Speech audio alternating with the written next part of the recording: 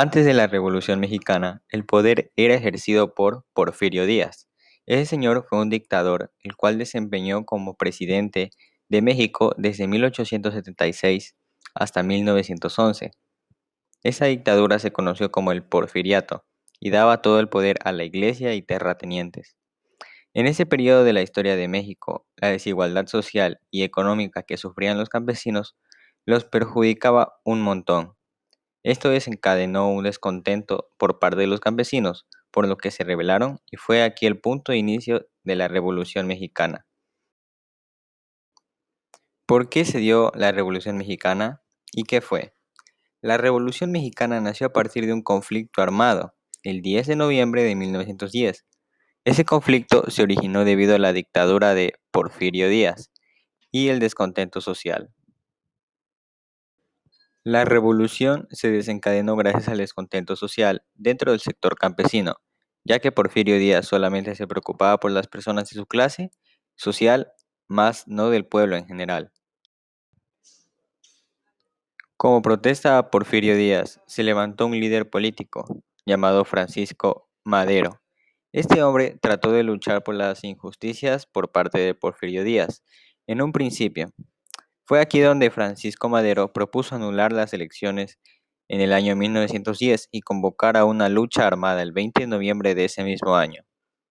Ese plan revolucionario, planteado por Madero, animó a otros grupos de ideales liberales a levantarse en contra del porfiriato, de esta dictadura.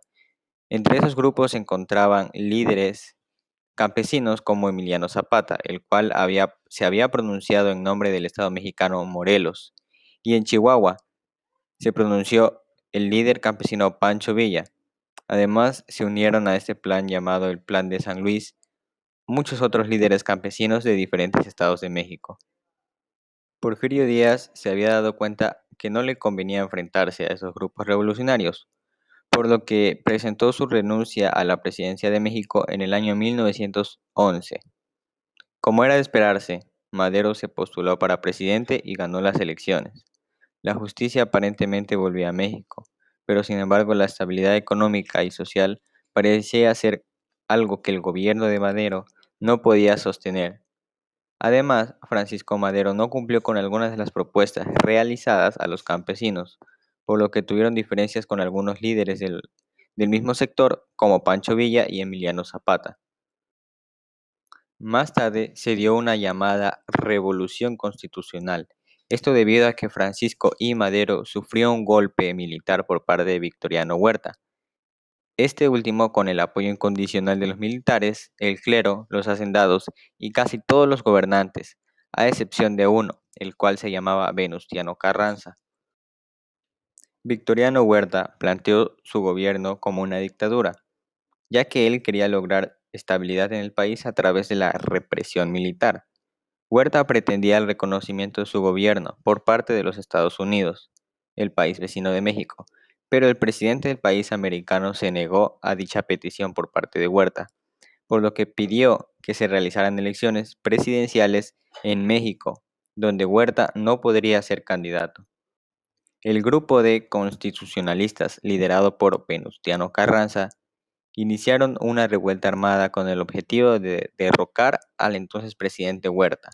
El grupo constitucionalista logró derrotar al dictador Huerta, por lo que Venustiano Carranza, su líder, asumió el poder provisionalmente en 1914, pero más tarde perdería el apoyo de Emiliano Zapata y Pancho Villa, principales líderes campesinos, debido a que estos grupos tenían ideales muy diferentes en comparación a las propuestas acordadas por Venustiano Carranza. El gobierno de Venustiano Carranza logró cierta estabilidad política en el año 1917, gracias a la firma de la Constitución en ese mismo año, la cual fue apoyada por la gran mayoría del pueblo. Durante el gobierno de Carranza se buscó construir una nación capitalista y moderna, pero además protectora de los derechos campesinos y de los recursos nacionales. Gracias a todo este proceso, se redactó una nueva constitución, la cual concedía a los trabajadores del campo varios derechos, tales como la limitación de la jornada de trabajo a 8 horas solamente, el derecho a la huelga, el derecho a la organización de sindicatos, la licencia de maternidad y la prohibición del trabajo infantil. Más tarde, Álvaro Obregón llegó al poder a la presidencia de México.